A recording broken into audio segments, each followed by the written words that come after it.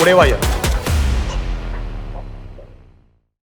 はい、こんにちは。エンドロマンチャンネル代表取締役のエンちゃんです。よろしくお願いします。はい、アメリカ・ラスベガス WSOP に参戦しに来てるんですけれども、今日はですね、510キャッシュゲーム1時間プレイしたらどうなるのか生放送ということで、いつもはトーナメントの動画をたくさん投稿してるんですけれども、せっかくラスベガスに来たんで、ここはベラジオですね。このベラジオで N ちゃんが510を1時間プレイしていきますと。でその様子ですね、もう全ハンド公開していければなと思ってます。この1時間全ハンド公開して、もちろんゴミハンドもたくさんあるんですけれども、どうなるのかと、その様子をですね、この画角で追っていただければなと思っておりますんで、早速ハンドの動画に行っていければなと思っております。ではレッツゴー。はい、着席しました。1時間全ハンド公開、この510のセッションがどうなるのかというところをですね、追っていただければと思っております。で目標はですね、2000ドル当たればいいなって、そういうふうに思ってます。時給32万円、そこまでちょっと頑張っていければなと思いますので、ぜひごご覧いただければと思っております。ではやっていく。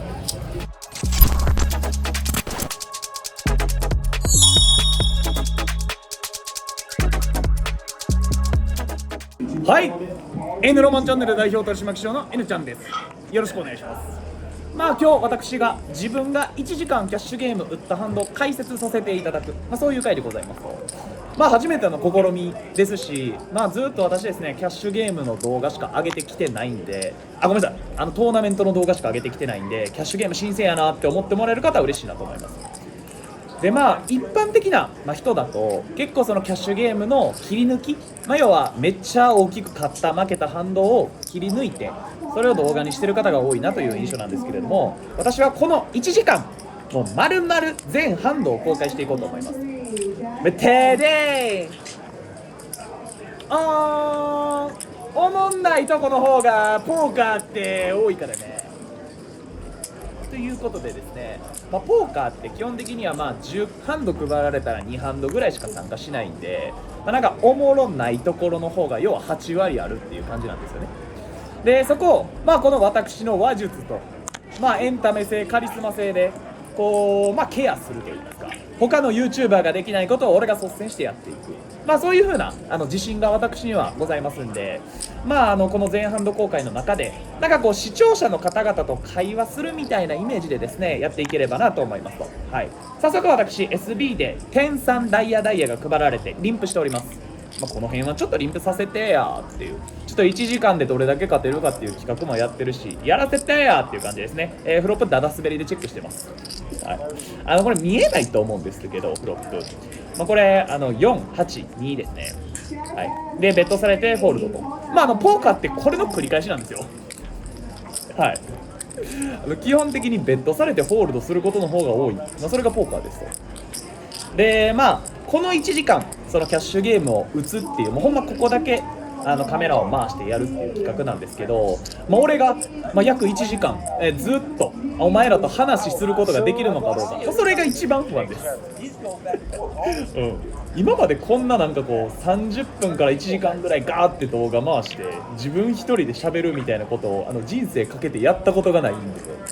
それができるかどうかの不安っていうのはめっちゃありますね。でも見てるアホな視聴者どもが暇にならないというか、ずっとおもろいなと思ってもらえるような漫談をちょっと意識してやっていければなと思います。よく勘違いされるんですけど、僕プロポーカープレイヤーじゃないんですよ。と言ってる間にハンドがドドドドド23ダメーくんな23うざいな、ボタンで23腹立つ。23とか配んなお前、このクソがやベラジオ腹立つ。こんな感じでちょっとやっていければ、ハンドが配られたらちょっと話の方遮って、そのハンドの方にちょっと行こうかなと思ってるんで、そこはご了承ください。でさっきの話の続きなんですけど、僕プロポーカープレイヤーじゃないんですよ。よくいる、専業と呼ばれる人たち、ポーカーで飯を食ってる人のことを専業だのプロポーカープレイヤーって言うんですけど、僕プロポーカープレイヤーの定義ってポーカーで飯食ってるかどうかじゃないと思ってるんですよね。よくそう言われるけど、俺はププロポーカープレイヤーっていうのは朝の9時から夜の9時までポーカーのことしか考えずに勉強をしっかりとしながら飯を食ってる人だと思ってるんですよ。要は例えばプロ野球選手とかプロサッカー選手がどういう人なのかっていうことを考えた時に、もちろんライセンスはあると、彼らは。だからちゃんとライセンスというか、とあるチームに所属をしてプロ契約を結ぶみたいな、それが当たり前じゃないですか。でポーカーってそういうプロのライセンスみたいなのがないわけなんですよね。ってなった時の判断軸としてやっぱちゃんと机に向かって勉強してて、でなおかつその実践というか、実践を通してお金も稼いでる。だからなんかただキャッシュゲームせかせか売ってるやつとかって俺はプロじゃないと思ってて、ちゃんと勉強してる、そのために努力してる。稼働って別に努力じゃないんで、ぶっちゃけ楽しみなんで、プロポーカープレイヤーとしてはその練習の期間があってこそのプロやなって思ったりしますよね。で早速ハンド配られてるんで、ちょっとこっちに目を移せればなと思うんですけど、次のハンドはオープンが入って天狗くんだ。そんなんあらたった天狗とか何してんの足は。それフォールだよな。それはフォールド、一悶着ありフォールドと、でじゃあ俺は何なのかと。N ちゃん YouTube も撮ってて毎週投稿してて、なんかずっと海外におるみたいやけど N ちゃんはプロなの？これよく聞かれる質問なんで、それに答えていこうと思うんですけど、全然アマチュアです。見てもらって分かる通り洗練されたポーカーしてないですし、僕勉強とかもほとんどしてないんで、才能とカリスマ性だけでちょっとポーカーやらせてもらってるんですけど、だから負けてんのか。ちょっといろいろ言わせてもらったんですけど、要はですね、僕って実は本業が会社経営をしておりまして、人材会社をやっております。人材のご紹介であったり派遣であったりとか、あとは一人一人の求職者さんのキャリアの開発支援みたいなことをやる会社を運営してまして、実は僕ですね、中卒高卒等の学歴がない人だったり、過去に犯罪をしてしまって少年院とか留置所とか刑務所にぶち込まれた人だったり、両親がいなくて今ちょっと身元がなくてどうしたらいいかわからないみたいな、そういう人たち専門の、キャリアサポートのサービスっていうのをやってます。実は僕ですね、今年で28歳になるんですけど、社長としての経歴はもう今年で7年目ということで、実は大学4年生の頃に大学4年生の頃にですね、ちょっと起業しようと思って起業して、1年後には逮捕されて借金まみれになったんですけど、お前逮捕されてんの？そうなんですよね。僕実は特定商取引法違反っていうなんか罪で逮捕されたことがあって、でそのあたりは僕の名前、フルネーム中田裕樹っていうんですけど、それ調べてもらえば出てきます。詐欺師みたいなレッテル貼られてます。はい、キング6ダメ点3、23、点5、キング6、4ハンド目、全然ダメですね。ごめんなさい、結構なんか深い重い話してたと思うんですけど、僕が大学4年生の頃に当時営業代行の会社を立ち上げまして、僕実は18歳の頃からインターネット回線の訪問販売の仕事をしてたんですよ。でありがたいことに西日本で1位みたいな成績を収めてましてですね、これはいけるぞと、起業して稼げるぞと。当時の僕はもう背筋主義者ですわ。もうお金がこの世の中で頂点っていう風に考えてて、お金を稼ぐために起業するぞって起業したんですよ。大学4年の秋ですよ。で順調で会社も1年経って年商1億円、しかもほぼ全員大学生のフルコミッションで働いてる業務委託の子みたいな、経費がほとんどかからなかったわけなんですよね。でそこで営業活動をしていたんですけど、当時の僕はお金のことしか考えてなかったんで、お金を稼ぐためにっていう思いで仕事をしてて、お客さんのこととか社会のこととか一切考えてなかったわけなんですよね。でその結果、ぶっちゃけ悪質な営業というかしてしまったっていうのもありますし、僕自身がやったというか、それを僕が会社の遺伝子として良しとしてしまってた。で結局のところはそのうちに所属してた社員の子がちょっと嘘をついて契約を取ったことが、問題になってしまったということで、テンズ、話止めます。テンズなんでようやく来ました。ご飯止めして、3ベットしてますね私。オープンに対して3ベッド120と、はい、UTG が30にレイズして、ロージャックから120の、3ベッドを返してますと、それに対して UTG の方がコールされましたというところですね。ようやく企画になった、ようやく来たよ。これやねんやらなあかんの。身の上話とかしてる暇じゃないの、はい、でフロップは開かれます。222癖えぐ、はい、UTG がチェックして N ちゃんが、もちろんこのボードはちょっと CD 打ちたいですね。はい、80の、コンティネーションベッドを打っていきました。レンジでベットするのが正当化されると。ここに対してもちろんコールで、ターンが7ですね。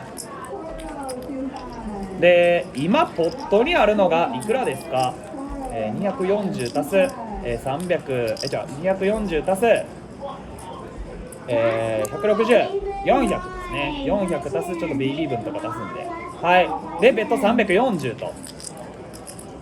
いいベッドやね。いいベッドよ。ちなみに僕打ってるの510です。510打ってるんで、435のポットに対して、340のターンでも引き続きベットしていきます。この彼今めちゃくちゃ迷ってるんで、おそらくこんな迷ってる相手がコールすることないと思うんですけど、もちろんコールです。はい、ポット獲得おめでとう。素晴らしい。215ドル稼ぎました。これで当時のレートにして3万円ちょっとですね。ポーカーって簡単。テンゾ入って3ベットして222って落ちて CB 打って7に対してもう一回打って降りてもらって、もう超簡単ですね、ポーカーって。何やこれ。ちなみに僕今510打ってて、入ってるスタックが 200BB です。はい、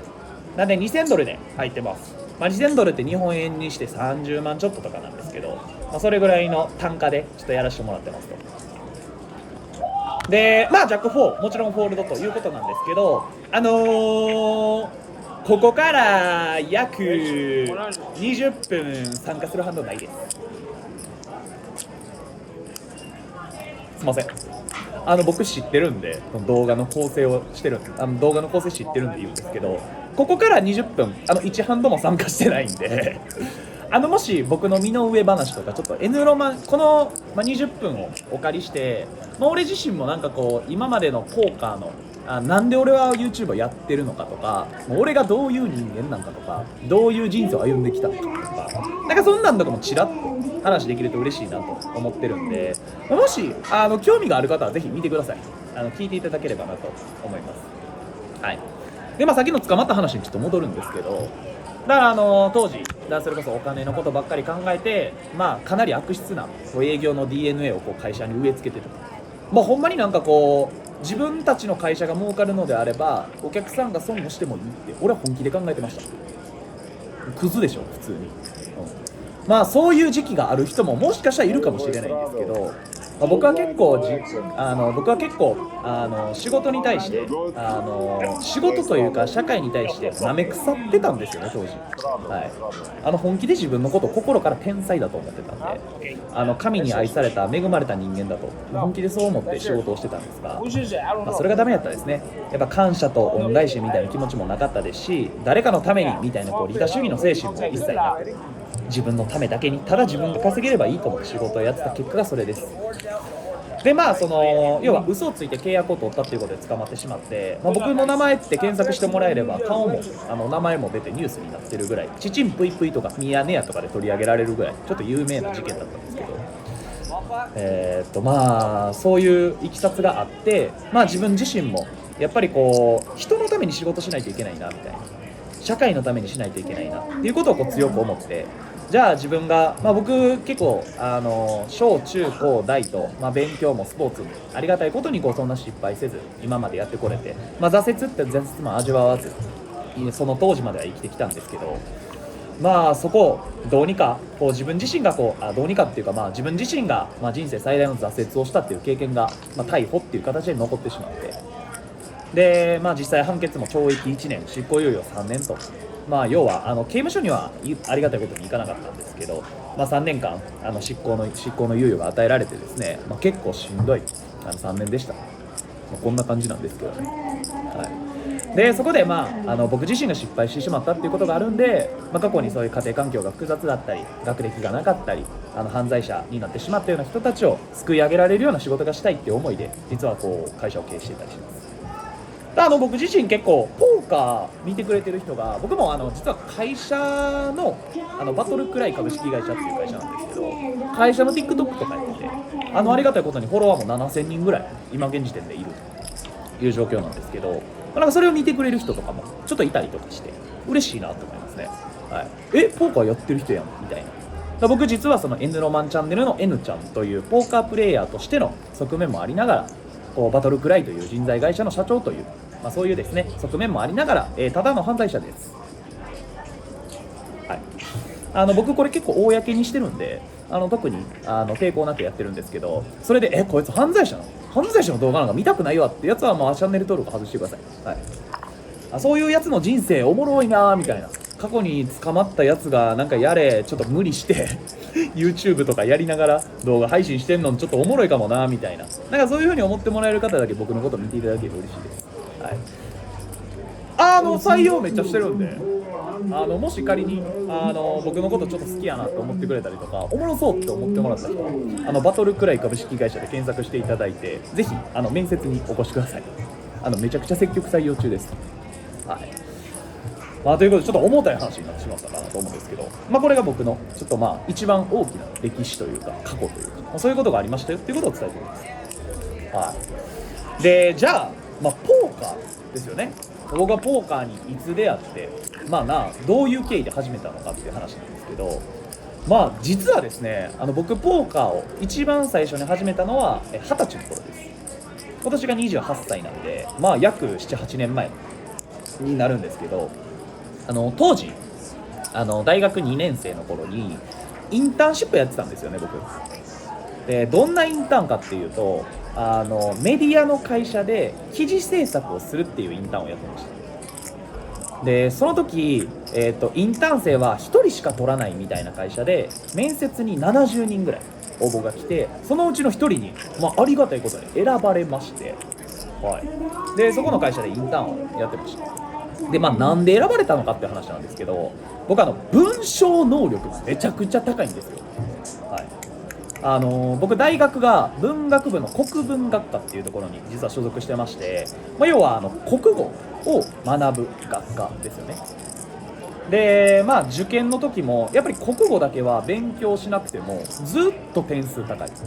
ほんまに全国模試とか受けてもほんま1位2位とかを取れるぐらいこう国語力の高さで、文章を作るのがめちゃくちゃお上手な方なんですよ、私。でまあそのメディアの会社が記事を作る会社だったんで、そこで今やとチャット GPT みたいなものもないんで、まあ他の記事を参考にしながら、まあ、僕が1記事だいたい3000字から4000字ぐらいのものを、月に30記事納品してました。まだ毎日1記事書くみたいなインターンシップをやってて、給料4万しかもらえなかったんで辞めたんですけど、ほぼ毎日仕事してて辞めたんですけど、その時の社長さんが実は結構有名なポーカーの YouTuber の方でして、覚えてるよなお前俺のことは。まああえて名前は言わないんですけど、まあ、有名な方でして、その方と直接会ったことは僕ちょっと1回2回しかないんで、もしかしたら覚えてないかもしれないんですけど、給料安かったな他にもいろいろあるんですけどね、まあ、ここではちょっとあえて口をミッフィーちゃんにしとこうかなと思うんですけど、はい、まあそこでその方づてでポーカーを教えていただいて、初めて大阪のアミューズメントカジノに行かせてもらう機会があって、でその時確か5万円ぐらいお金使って全部なくなりました。でも実はそれがおもろくて、みたいな、おもろってなってポーカーで、そこから、まあ、勉強を自分なりにして、まあ、そのポーカーの人上手やったんで、まあ、今も上手なんですけど、勉強してでいろいろこう自分の知識だったりとか技術を習得した結果、まあ、8年目に至りますという感じです。だから始めたきっかけはそれですね。その勤めてたインターンシップ先の会社の社長がポーカーが好きでお上手だったんで、それに習って始めたということです。はい、でまあ次、そのなぜこのポーカーで YouTube を撮っているのかっていう話ができればと思うんですけど、これは結論から言うとロマンを感じて見せたいからです。はい、もうそれだけ。ポーカーっておもろすぎるんです、ほんまに。で特にトナメ、俺はそんなキャッシュゲームが好きっていうタイプじゃなくて、トナメのロマンが大好きで、俺が思うトーナメントの最も大きなロマンは WPT、WSOP、EPT を制したやつらに与えられるトリプルクラブという賞。これが一番ロマンやと思う。日本人で誰も達成してない、世界で達成してるのも10人ちょっととか。俺はこれを取りに行く。でその取りに行く姿を俺は残したい、動画で。ただそれだけです、ぶっちゃけ。でなんか自己満のためにやってると思われがちなんですけど、僕結構やっぱ人を楽しませたいって思いも割とあって、僕のチャンネル見てもらってる人、ないしはこのおもろないキャッシュゲームの垂れ流し動画の俺の話聞いてくれてるやつとかやったら、もしかしたらめちゃくちゃファンだと思うんで気づいてくれてるかもしれないんですけど、僕ねおもろさ重視なんですよ。結構人生やっぱおもろいかどうかバリ大事にしてて、でやっぱこうエンタメとして、ポーカーでトーナメントにお金を使いながらロマンを追求してるやつの姿を見せることが、なんかこう視聴者の人たちの力というか、なんかこう活力になるのかなっていう思いも実はめちゃくちゃあります。僕コメントしてくれてる子とか全員覚えてるし、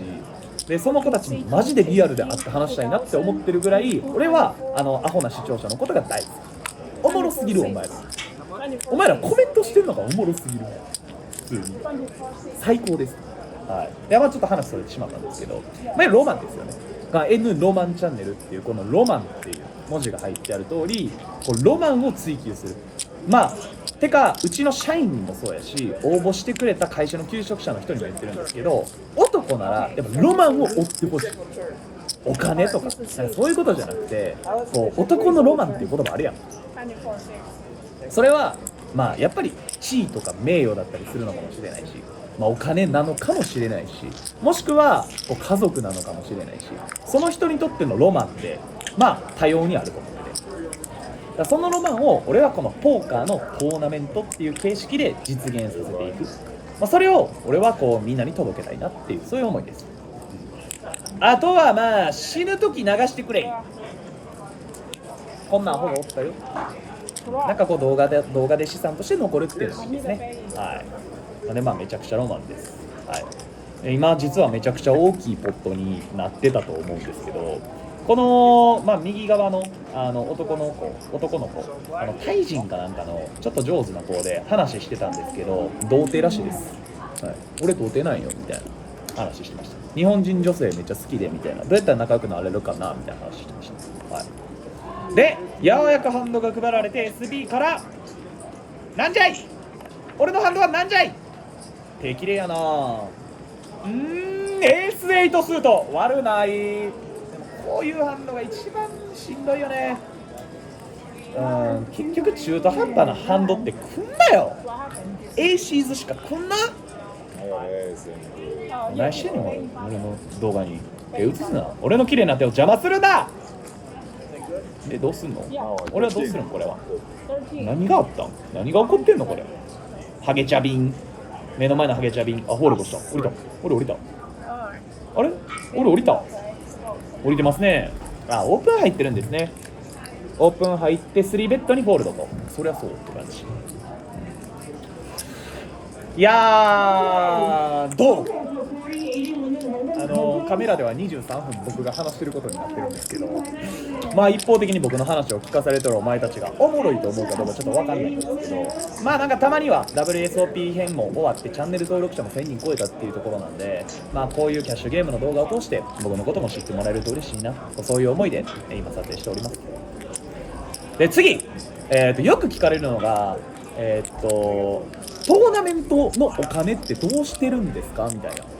ってよく聞かれます。まあカンボジアで340万負けたり WSOP でもまあ一旦300万負けてたり、韓国では200万弱ぐらい負けたり、なんかめっちゃ負けてますねみたいな、金どうしてんすかみたいな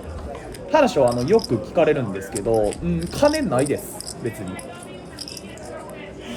7年会社の社長経営者やっててお金たんまりあるんやろみたいな思われるんですけど、全然金ないです僕。はい。じゃあどうしてんの、ステーキングですかみたいな、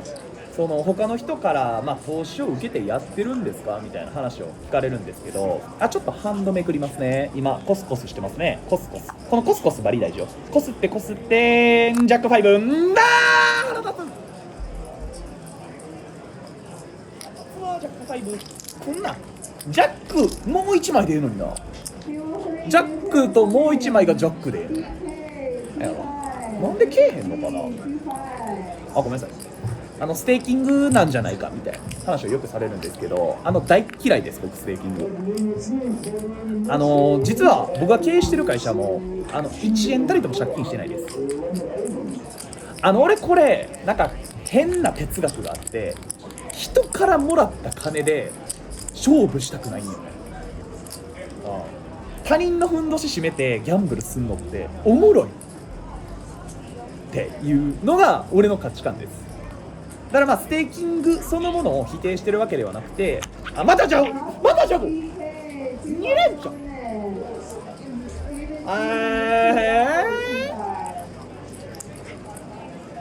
おいとはいえね200ドル今稼いでるんで、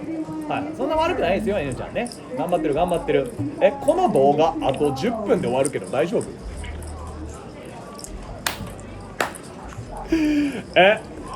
ちなみにこれ1本目で2本目が上がるんですけど、おもろいこれ。大丈夫これ。なんかちょっと不安になってきたな。急に不安。あれ大丈夫ほんまに。とかいろいろ言わせてもらったんですけど、キャッシュゲームなんか30分やってこんなもんですよ実際。時給ね100ドルとか出すのがいかに難しいかって話ですよね。で一応話戻ると、ステーキングそのものを否定してるってわけじゃない。むしろなんかプロとかはそれで生計を立ててる人もいるぐらいなんで、ただ俺は嫌いやなっていう。だってそもそも俺はポーカーしてる理由がロマンを求めるためで、ロマンに必要な要素って刺激なんですよ。脳汁も圧倒的に。要は脳汁が出る刺激がなければ俺が言うロマンは実現できない。そのロマンを他人から出してもらった金でやれ飛んだとしても別に金返さんでいい。おもろいっすよ。やっぱ自分の精神すり減ってこそのロマンや。俺はそう思ってるんでステーキングは一切してないんです。実はですね僕結構ポーカーのトーナメントで賞金取ってるんです。もうその金ですぶっちゃけ。足りんくなったら、自分の給料から出したりとかもしてるんですけど、僕が一番最初に賞金を取ったのが2022年の秋に開催された、KK ポーカーさんの大阪で開催されてるメインイベントなんですけど、これで僕優勝しまして、N ロマンチャンネルのトップが僕がこうトロフィー掲げてる緑のやつになってると思うんですけど、あれがそれですね。ここからあれが200万ぐらいかな、全部合わせてありがたいことに賞金いただきまして、でそこからの予算でやってます。 S7 オフフォールドプラスオフ、こういうハンドで参加してる皆さんやめましょうね。そうでそこから、次の遠征で一番最初にだから俺が海外に行ったのが2022年の12月にハノイに行きました。そこのキャッシュゲームとトーナメント合わせてそこでも100万円ぐらい買って、そう懐かしいな、グランドロイヤルそこでも勝ちまして、でその次に行った遠征が台湾でも確か80万ぐらい負けて、でその後マニラ APPT のフィリピン、今実は僕マニラにいるんですけど、ここAPPT っていうポーカースターズが主催するトーナメントに参加しに来てて、マニラに行って160万負けて、そう普通に負けてて、ただ最近上がった動画でハノイの最近っていうか N ロマンチャンネルで一番初めに上がってる APT ハノイの動画でメインイベントで550万円の賞金を獲得して、そこから使ってるだけです。はい。僕は勘違いしてほしくないんですけど、金ないです。そんな。だからポーカーで稼いだお金をポーカーに使ってステーキングはしないという謎のおい9ポケはい見てーようやく9ポケ入りました。はい、30にオープンしますと。で、UTG プラス1ですね。私30にオープンしたところホールド頼め誰かしらがコールしてと思っていたら、はい、コールしていただけましたね。同弱ですね。はい、同弱とボタンがコールしました。はい、でフロップが開かれまして、毎日は20ドルの CB を打っていきます。キングクイーンに普通に嫌で、コールされましてターンが5と、ここではでもレンジを生かしてベットしていきたいなと思ってました。130のベッドですね。ちょっと大きめに打たせていただきました。ポットオーバーのベッドですかね。もうここで降りてっていう、はい、ホールドしていただいて完了と。任務完了。キングクイーン25なんで、ここはこう9ポケっていうハンドがなんかバリューこういう時はアホどもなんて言ってくんねん、バリューあんのにこうなってくるブラフしてんねんアホや、下ろした方がいいんでポーカーって、僕そういうタイプなんで、はい、基本下ろせゲーやと思ってるんで、ポーカーのことはなんかそういうこと言わないでいただきたいなと思いますね。そういう理論とか気持ち悪い。クイーン10オフ、さすがにフォールドですね。はい、という感じで、そのお金のそのポーカーにどうやってお金使ってるのかみたいな話をちょっとさせていただきました。はい、ポーカーってやっぱ自分の金でやるからおもろいよ。結局なんか人生全部そう。なんかこう、よくインフルエンサーとかでも有名な社長さんが何億借りましたとかお金借りてやってますみたいに言うけど、いや自分の金でやってるやつのかっこええやろっていう、もうただそれだけ、そのプライドがあるだけですよ。金なんかな、稼いどきゃいつかなんて借りれるわけやから。だから金借りた金額が評価されるのも意味わかるし、だから3億借金できるやつすごいみたいな、いや別にせんでええやんって、自分でゼロから生み出オフはい、ここはコールしていきますと、オープンしたのが女性の方ですね。この方がカットオフかちゃうか、全然ちゃうな。プラス1が、オープンして、なんやこれ、プラス1がオープンして、カットオフもコールして BB の N ちゃんもコールしてエース10オフと、でフロップが984、嫌ですね。とはいえさすがにコールかなというところでございます。何があった？はい、でターンがそうね、チェックでリバーがクイーンと、ここはさすがに相手のチェックレンジが弱そうと踏んで、さすがにベットしたいですかね。スルー、俺ほんますごいな。80、70か、70打っていく。降りろクイーン拾ってないやん。これは確実に平均とかでガッツコールするかどうか迷ってるやん。コール終わった、すいませんでした。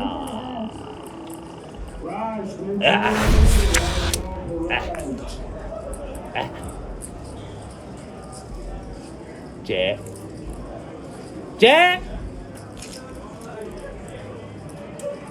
こういうこともありますよ。基本こうです。はい、僕ブラフ型なんで、覚えておいてください。僕ブラフ型なんでバリュー打たないです。見ていただいたら分かると思うんですけど、僕と同卓したらこいつはブラフ型やと思ってたくさんコールしてくださいね。よろしくお願いいたします。はい、ということで S10 オフダメでしたねと。で、動画があと1分で終わります。この動画おもろな、大丈夫そう？はい、8ポケまだあるよ8ポケ SB からカットオフのオープンに、8ポケで SB からコールしていきまして、BB もそれに合わせてコールと、はい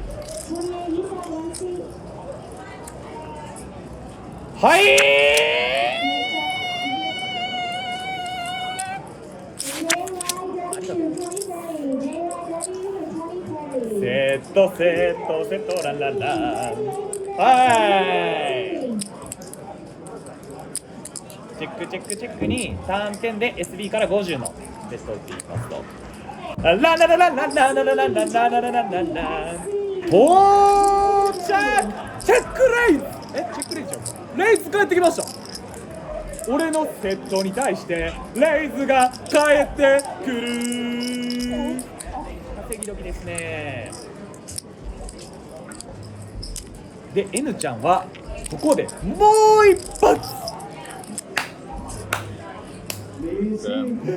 画意識しすぎやて降りられ